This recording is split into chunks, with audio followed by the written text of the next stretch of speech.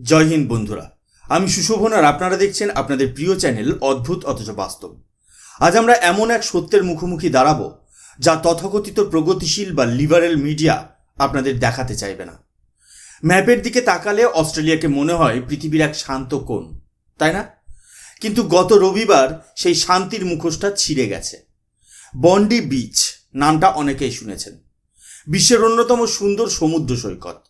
কিন্তু রবিবার সেখানে যা ঘটল তা সাধারণ কোনো ক্রাইম বা গ্যাংওয়ার নয়।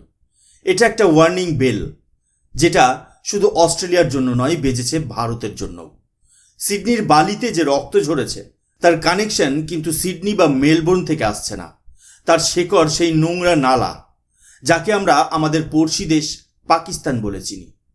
আজকের এই এপিসোডে আমরা কোনো পলিটিক্যাল কারেক্টনেস বা ডিপ্লোম্যাটিক ভাষার কথা বলবো না, সোজাসাপটা কথা হবে। কারণ যখন শত্রুপক্ষ আপনার বাচ্চার ভবিষ্যতের দিকে বন্দুক তাক করে আছে, তখন আর ভদ্রতা দেখানোর সময় থাকে না। অস্ট্রেলিয়ার প্রধানমন্ত্রী যা বলতে ভয় পাচ্ছেন, আজ আমরা সেটা খুল্লা আলোচনা করব। এই পুরো ঘটনার পেছনে পাকিস্তানের আর্মি চিফ আসিম মুনির এবং তার পোষা জিওপলিটিক্যাল গুটিরা কিভাবে কাজ করছে তার পোস্টমর্টম করব আজ। সঙ্গে থাকুন, কারণ এই ঘটনা থেকে ভারতের জন্য কি বার্তা লুকিয়ে আছে সেটা জানা প্রত্যেক ভারতীয়র জন্য অত্যন্ত জরুরি। তাই অনুরোধ, ভিডিওটা স্কিপ না করে শেষ পর্যন্ত শুনবেন এবং প্রত্যেকটা ডট কানেক্ট করার চেষ্টা করবেন। আসুন সরাসরি ঘটনায় প্রবেশ করি। দিনটা ছিল রবিবার, কিন্তু জঙ্গিদের কাছে এটা শুধু একটা সাধারণ রবিবার ছিল না। এখানে লুকিয়ে আছে আসল ষড়যন্ত্র। ওই দিনটা ছিল ইহুদি বা জুডিসদের অত্যন্ত পবিত্র উৎসব হানুকার প্রথম দিন। ইসরায়েলে যেমন মানুষ এই দিনে আলো জ্বালাতে এবং উৎসব করতে পছন্দ করে, সিডনির বন্ডি বিচেও জুইশ কমিউনিটির মানুষজন জড়ো হয়েছিল এই দিনটাকে সেলিব্রেট করতে। জঙ্গিরা খুব ভালো করেই জানতো যে ওই নির্দিষ্ট সময়ে ওই নির্দিষ্ট জায়গায় জুইশ ফ্যামিলিগুলো জড়ো হবে। এটা কোনো র্যান্ডম শুটিং ছিল না, এটা ছিল একটা ক্যালকুলেটেড কোল্ড ব্লাডেড ম্যাসাকার। ঠিক যেমন 7ই অক্টোবর হামাস উৎসবের দিন বেছে নিয়েছিল, এখানেও ঠিক তাই। তাদের টার্গেট অস্ট্রেলিয়ানরা ছিল না, তাদের প্রাইমারি টার্গেট ছিল ইহুদি ধর্মাবলম্বী মানুষ। অর্থাৎ এটা শুধু সন্ত্রাসবাদ নয়, এটা পিওর অ্যান্টি সেমিটিজম বা ইহুদি বিদ্বেষ। মৃতদের সংখ্যা 12 ছাড়িয়ে গেছে, 30 জন মৃত্যুর সঙ্গে লড়ছে। প্রধানমন্ত্রী মোদি যখন টুইট করলেন, তিনি স্পষ্ট ভাষায় জানালেন, টার্গেটিং পিপল সেলিব্রেটিং হানুকা। ভারতের প্রধানমন্ত্রী এই ডিটেলসটা মিস করেননি, কিন্তু অস্ট্রেলিয়ার মিডিয়া প্রথমে এটাকে ধামাচাপা দেওয়ার চেষ্টা করছিল। প্রথমে বলা হলো এটা মানসিক ভারসাম্যহীন লোকের কাজ, কিন্তু না, আসল সত্যটা বেরিয়ে আসতে সময় লাগেনি। হামলাকারীদের মধ্যে একজন নিউট্রিলাইজ হয়েছে আর একজন হসপিটালে, আর এদের পরিচয় জানলে আপনার চোখ কপালে উঠবে। এদের মধ্যে প্রধান অভিযুক্তের নাম নাভেদ আকরাম, বয়স 24 বছর। বাড়ি কোথায়? সেই সন্ত্রাসের আতুরঘর, লাহোর, পাকিস্তান। গল্পটা এখানেই শেষ নয়। এই ছেলেটি অস্ট্রেলিয়ায় গিয়েছিল পড়াশোনা করতে। হামাদ ইউনিভার্সিটি থেকে পাশ করে সেন্ট্রাল কুইন্সল্যান্ড ইউনিভার্সিটিতে স্টুডেন্ট ভিসায় গিয়েছিল, কিন্তু কাজ করছিল ব্রিকসলেয়ার বা রাজমিস্ত্রির জোগাড়ের কাজ। এখানে একটা বিষয় লক্ষ্য করুন, একটা ছেলে পাকিস্তান থেকে লক্ষ লক্ষ টাকা খরচ করে অস্ট্রেলিয়ায় যাচ্ছে, ইউনিভার্সিটিতে ভর্তি হচ্ছে, কিন্তু কাজ করছে ইটভাটার শ্রমিকের। এটা কি স্বাভাবিক? নাকি এই পুরো স্টুডেন্ট পরিচয়টাই একটা কভার, একটা স্লিপার সেলের অংশ? কারণ তদন্তে যে তথ্যটা বেরিয়ে এসেছে সেটা কোনো সাধারণ ছাত্রের প্রোফাইল নয়। জেরুজালেম পোস্ট এবং অন্যান্য ইনভেস্টিগেটিভ এজেন্সি যা সামনে এনেছে তা পাকিস্তানের ভণ্ডামির মুখোশ খুলে দিয়েছে। এই নাভেদ আকরাম সাধারণ কোনো পাকিস্তানি নাগরিক নয়। এর বাবা পাকিস্তান আর্মির একজন জেসিও, অর্থাৎ জুনিয়র কমিশনড অফিসার। এখন আপনারা বলতেই পারেন, বাবার কর্মের দোষ ছেলের উপর কেন দেব? লজিক্যালি ঠিক, কিন্তু জিওপলিটিক্সে লজিক আর ফ্যাক্ট আলাদা জিনিস। এই নাভেদের বাবা যেই রেজিমেন্টে কাজ করে তার নাম ফ্রন্টিয়ার ফোর্স রেজিমেন্ট। এই নামটা মাথায় গেঁথে নিন। এই ফ্রন্টিয়ার ফোর্স হলো সেই ইউনিট যা পাকিস্তানের বর্তমান আর্মি চিফ আসিম মুনিরের নিজস্ব রেজিমেন্ট। অর্থাৎ পাকিস্তানের সেনাপ্রধানের নিজস্ব ইউনিটের একজন অফিসারের ছেলে অস্ট্রেলিয়ায় বসে সাধারণ মানুষের উপর গুলি চালাচ্ছে। এটাকে আপনি কি বলবেন? বিচ্ছিন্ন ঘটনা, নাকি স্টেট স্পন্সর টেররিজমের একটা গ্লোবাল এক্সপেনশন? আপনারা যদি প্যাটার্নটা খেয়াল করেন দেখবেন পাকিস্তান আর্মি এখন ডাবল গেম খেলছে। একদিকে তারা IMF এর কাছে ভিক্ষার ঝুলি নিয়ে দাঁড়িয়ে আছে, বলছে হামে বাঁচালো, আর অন্যদিকে নিজেদের ঘরের ছেলেদের বিদেশে পাঠাচ্ছে জিহাদ এক্সপোর্ট করার জন্য। অস্ট্রেলিয়াতে বসে একটা 24 বছরের ছেলে, যে কিনা আর্মি ব্যাকগ্রাউন্ডের, সে হঠাৎ করে র্যাডিক্যালাইজড হয়ে গেল। এটা বিশ্বাস করা কঠিন, বরং এটা মনে করার যথেষ্ট কারণ আছে যে পাকিস্তান আর্মি এবং ISI তাদের স্ট্র্যাটেজি বদলেছে। তারা এখন সরাসরি ইউনিফর্ম পরে যুদ্ধ করছে না, তারা সিভিলিয়ান পোশাকে স্টুডেন্ট ভিসার আড়ালে সারা বিশ্বে তাদের স্লিপার সেল অ্যাক্টিভ করছে। এই ঘটনায় আর একজন যে ছিল তার পরিচয় নিয়ে ধোঁয়াশা আছে। কেউ বলছে লেবানিজ, কেউ বলছে অ্যালজেরিয়ান, কিন্তু পাকিস্তানের কানেকশনটা ক্রিস্টাল ক্লিয়ার। আর এই পুরো অপারেশনটা যেই কায়দায় বা মডাস অপারেন্ডিতে করা হয়েছে সেটা হুবহু মিলে যায় 7ই অক্টোবর হামাস যা করেছিল ইসরায়েলে, এবং কিছুদিন আগে আমাদের জম্মু কাশ্মীরের পেহেলগামে যা ঘটেছিল তার সঙ্গে। অর্থাৎ ট্রেনিং ম্যানুয়ালটা এক, মাস্টার মাইন্ড আলাদা হতে পারে, কিন্তু উদ্দেশ্য একটাই, প্যানিক সৃষ্টি করা এবং নিরীহ মানুষকে টার্গেট করা। এখন আসছি এই ঘটনার পলিটিক্যাল সাইডটাই। অস্ট্রেলিয়া একটা ওয়েস্টার্ন ডেমোক্রেসি, তাদের কাছে human rights, freedom of speech এগুলো খুব বড় বুলি। অস্ট্রেলিয়ার বর্তমান প্রধানমন্ত্রী অ্যান্থনি অ্যালবানিজ, যিনি লেবার পার্টির নেতা। এই লেবার পার্টি হলো সেই দল যারা ইমিগ্রেশন পলিসিকে একেবারে জলভাত করে দিয়েছে, দরজা খুলে দিয়েছে সবার জন্য, কোনো স্ক্রুটিনি ছাড়াই। ফলাফল, আজ তাদের নিজেদের দেশের নাগরিকদের রক্তে তাদের সৈকত লাল হচ্ছে। সবচেয়ে লজ্জার বিষয় হলো এই ঘটনার পর অ্যালবানিজের বিবৃতি। তিনি বললেন ইহুদি সম্প্রদায়ের উপর হামলা হয়েছে, কিন্তু একবারও মুখে টেররিস্ট অ্যাটাক বা সন্ত্রাসবাদী হামলা শব্দটা উচ্চারণ করার সাহস পেলেন না। কেন?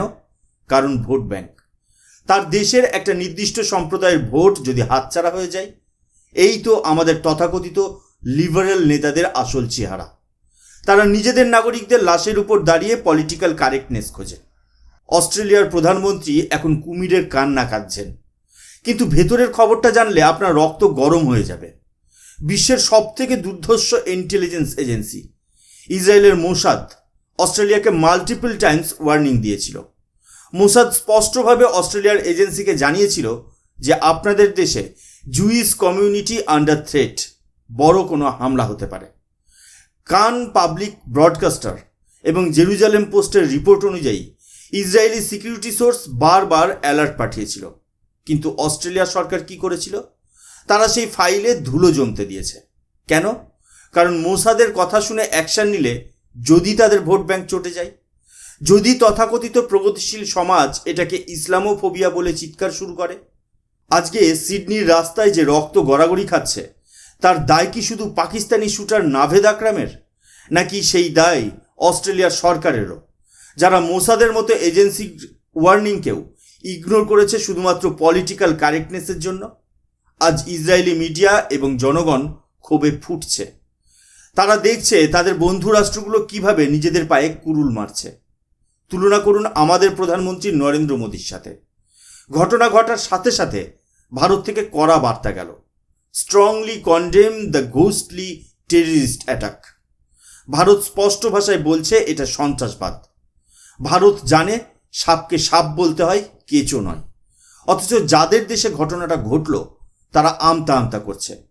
এই যে বিশ্বজুড়ে একটা ওয়েক ভাইরাস ছড়িয়েছে, যেখানে অপরাধীকে অপরাধী বলাটা অফেন্সিভ হয়ে যাচ্ছে, এটাই আজ ওয়েস্টার্ন ওয়ার্ল্ডের পতনের কারণ। অস্ট্রেলিয়া, কানাডা, লন্ডন সব জায়গাতে এই তোষণ নীতি আজ বুমেরাং হয়ে ফিরে আসছে। আসুন এবার একটু জিওপলিটিক্যাল ডটসগুলো কানেক্ট করি। কেন এই সময়ে এই হামলা? ঠিক কিছুদিন আগে ইসরায়েল হামাসের এক শীর্ষ নেতা রাইদ সাদকে খতম করেছে। এই রাইদ সাদ ছিল হামাসের রকেট এবং উইপেন এক্সপার্ট। এখন থিওরি উঠে আসছে যে এই হামলার পেছনে ইরানেরও একটা প্রচ্ছন্ন মদত থাকতে পারে, যারা পাকিস্তানকে প্রক্সি হিসেবে ব্যবহার করছে, অথবা পাকিস্তান নিজেই মুসলিম ব্রাদারহুড বা গ্লোবাল জিহাদি নেটওয়ার্কের কাছে নিজের দর বাড়াতে এই কাজ করেছে। একটা বিষয় লক্ষ্য করুন, প্যাটার্ন। 7ই অক্টোবর ইসরায়েলে যখন হামলা হয় তখন ছিল ছুটির দিন, উৎসবের মেজাজ। পেহেলগামে যখন আমাদের ট্যুরিস্টদের উপর অ্যাটাক হয়, সেটাও ছিল সারপ্রাইজ অ্যাটাক। আর সিডনিতেও তাই। জুইস ফেস্টিভ্যাল বা ইহুদিদের একটা উৎসবের দিন ছিল রবিবার, অর্থাৎ টার্গেট খুব স্পেসিফিক। এরা জানে কখন কোথায় আঘাত করলে ম্যাক্সিমাম ড্যামেজ হবে। আর একটা বিষয় যা আপনাকে অবাক করবে, ঘটনার পর কিছু মিডিয়া রিপোর্ট করেছে যে অস্ট্রেলিয়ার কিছু জায়গায়, বিশেষ করে যেখানে ওই নির্দিষ্ট সম্প্রদায়ের মানুষ বাস করে, সেখানে নাকি বাজি ফাটানো হয়েছে, সেলিব্রেশন হয়েছে। ভাবা যায়, একটা দেশে নিরীহ মানুষ মারা যাচ্ছে আর সেই দেশেরই আর একটা অংশ সেটা নিয়ে উৎসব করছে। এই যে মগজ ধোলায় বা ব্রেন ওয়াশ, এটা একদিনে হয়নি। বছরের পর বছর ধরে ওপেন বর্ডার পলিসির নামে যাদের ঢুকতে দেওয়া হয়েছে, আজ তারাই সমাজের ক্যান্সার হয়ে দাঁড়িয়েছে। আমাদের ভারতেও কি আমরা এটা দেখি না? ক্রিকেট ম্যাচে পাকিস্তান জিতলে ভারতের কিছু জায়গায় বাজি ফাটে। পুলওয়ামা অ্যাটাকের পর সোশ্যাল মিডিয়ায় হাসির রিয়াকশন দেওয়া হয়। অস্ট্রেলিয়া আজ যা দেখছে, ভারত সেটা গত 30 বছর ধরে ফেস করছে। তফাৎ একটাই, ভারতের নেতৃত্ব এখন শক্ত হাতে এটা হ্যান্ডেল করছে, আর পশ্চিমী দেশগুলো তাদের লিবারেল চশমা খুলে বাস্তবটা দেখতেই পাচ্ছে না। সব থেকে বড় আয়রনিটা কি শুনুন, এই অ্যাটাকের কয়েক মাস আগে অস্ট্রেলিয়ার বর্তমান সরকার ঘোষণা করতে যাচ্ছিল যে তারা ফিলিস্তিনকে একটি রাষ্ট্র হিসেবে স্বীকৃতি দেবে। তারা ভেবেছিল হামাস এবং ফিলিস্তিনকে সমর্থন করলে হয়তো তাদের দেশে শান্তি বজায় থাকবে। কুমিরকে খেতে দিলে কুমির হয়তো তাদের খাবে না। কিন্তু ইসরায়েলের প্রধানমন্ত্রী বেঞ্জামিন নেতানিয়াহু একটা কথা বলেছিলেন। তিনি অস্ট্রেলিয়াকে ওয়ার্নিং দিয়ে বলেছিলেন, you are putting oil on fire, অর্থাৎ আপনারা আগুনে ঘি ঢালছেন। নেতানিয়াহু বলেছিলেন, আপনারা যদি সন্ত্রাসবাদীদের তোষণ করেন তবে আপনারা অ্যান্টিসেমিটিজম বা ইহুদি বিদ্বেষকে আরও উস্কে দিচ্ছেন। আজ সেই কথাটাই অক্ষরে অক্ষরে সত্যি হলো। যেই ফিলিস্তিনের ঝান্ডা নিয়ে অস্ট্রেলিয়ার রাস্তায় মিছিল করার পারমিশন দেওয়া হয়েছিল, আজ সেই মেন্টালিটির লোকেরাই অস্ট্রেলিয়ার বুকে গুলি চালাচ্ছে। এখন প্রশ্ন হলো, এত বড় ব্লান্ডারের পর কি অ্যান্থনি অ্যালবানিজ ইউটার্ন নেবেন, নাকি এখনও তারা ওই 2 স্টেট সলিউশনের ভাঙা রেকর্ড বাজিয়ে যাবেন? জিওপলিটিক্সে একটা কথা আছে, আপনি যদি সাপের সাথে বন্ধুত্ব করেন, ছবল খাওয়াটা জাস্ট সময়ের অপেক্ষা। অস্ট্রেলিয়া আজ সেই ছবলটাই খেলো। এই ঘটনা ভারতের জন্য কেন গুরুত্বপূর্ণ? কারণ শত্রু যখন প্যাটার্ন বদলায়, তখন আমাদেরও সতর্ক হতে হয়। সিডনির ঘটনা প্রমাণ করে যে লোন উলফ অ্যাটাক বা ছোট মডিউলের অ্যাটাক এখন নতুন ট্রেন্ড।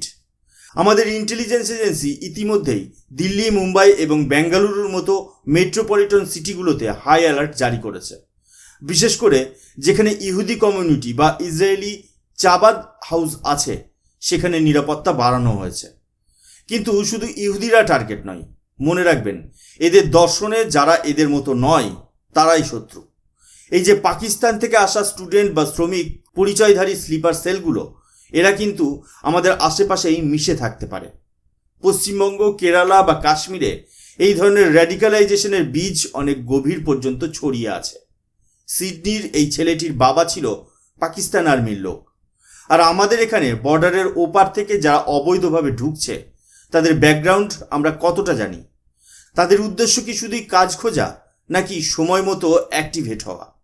আমাদের দেশের মধ্যেও একটা ইকোসিস্টেম আছে, যাদের আমি বলি স্বস্তি শেরওয়ানি গ্যাং। এরা সারাদিন মানবাধিকার, সংবিধান বলে চেঁচাবে, কিন্তু যখনই কোনো ইসলামিক টেরর অ্যাটাক হবে, এদের মুখে ফেভিকল এঁটে যাবে। এরা তখন ভিকটিম কার্ড খেলবে, বলবে ওরা তো ডিপ্রেশনে ছিল, ওদের তো সমাজ মেনে নেয়নি। এই ন্যারেটিভটা চিনতে শিখুন। এরা অস্ট্রেলিয়াতেও আছে, ভারতেও আছে। এরা সন্ত্রাসবাদীদের ঢাল হিসেবে কাজ করে। বন্ধুরা, ভিডিওর শেষ পর্যায়ে এসে একটা কথাই বলবো, পৃথিবীটা খুব দ্রুত বদলাচ্ছে। যে শান্তিপ্রিয় ইউরোপ বা অস্ট্রেলিয়াকে আমরা জানতাম, সেটা আর নেই। গ্লোবালাইজেশনের নামে আমরা নিজেদের দরজা খুলে দিয়েছি ঠিকই, কিন্তু সেই দরজা দিয়ে কারা ঢুকছে সেটা চেক করতে ভুলে গেছি। ভারত আজ বিশ্বমঞ্চে দাঁড়িয়ে স্পষ্টভাবে বলছে, সন্ত্রাসবাদের কোনো জাস্টিফিকেশন হয় না, কোনো গুড টেররিস্ট বা ব্যাড টেররিস্ট হয় না। আজ অস্ট্রেলিয়ার প্রধানমন্ত্রী যা বলতে ভয় পাচ্ছে, ভারতের প্রধানমন্ত্রী সেটা বুক চিতিয়ে বলছেন। এটাই হলো স্ট্রং লিডারশিপের পার্থক্য। আমাদের ভাগ্য ভালো যে আমরা এমন এক সময়ে বাস করছি যখন ভারতের জাতীয় সুরক্ষা নিয়ে কোনো আপোষ করা হয় না। কিন্তু সরকার বা এজেন্সির একার পক্ষে সব সম্ভব নয়। আমাদেরও চোখ কান খোলা রাখতে হবে। আপনার পাশের ফ্ল্যাটে কে থাকছে, সোশ্যাল মিডিয়ায় কারা অ্যান্টি ন্যাশনাল ন্যারেটিভ ছড়াচ্ছে, সেগুলো খেয়াল রাখা আপনার দায়িত্ব। পাকিস্তান এখন কোণঠাসা, তাদের অর্থনীতি ধ্বংস, তাদের রাজনীতি অস্থিতিশীল। আর ইতিহাস সাক্ষী, যখনই পাকিস্তান ঘরোয়া সমস্যায় পড়ে, তারা ভারতের দিকে বা বিশ্বের দিকে নজর ঘোরানোর জন্য সন্ত্রাসের পথ বেছে নেয়। বন্ডি বিচের ঘটনা এই ডিসপারেশনেরই একটা লক্ষণ। তারা দেখাতে চাইছে যে তারা এখনো প্রাসঙ্গিক, তারা এখনো ক্ষতি করতে পারে, কিন্তু তারা ভুলে যাচ্ছে যে এটা 2024-25 সাল। এখন ইটের জবাব পাথরে নয়, ইটের জবাব মিসাইলে দেওয়া হয়।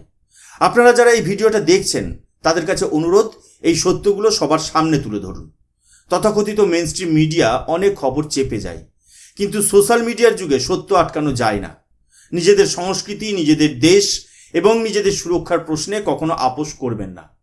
ভিডিওটা ইনফরমেটিভ মনে হলে লাইক করবেন, আর কমেন্ট সেকশনে জানান আপনার কি মনে হয়। ভারতের কি উচিত পাকিস্তানের সাথে সব রকম সম্পর্ক, এমনকি ক্রিকেট বা কালচারাল সম্পর্কও চিরতরে বন্ধ করে দেওয়া? আপনাদের মতামত পড়ার অপেক্ষায় থাকব। দেখা হবে পরের ভিডিওতে আরও কোনো গভীর বিশ্লেষণ নিয়ে। ততক্ষণ পর্যন্ত সতর্ক থাকুন, সুরক্ষিত থাকুন। জয় হিন্দ, জয় ভারত।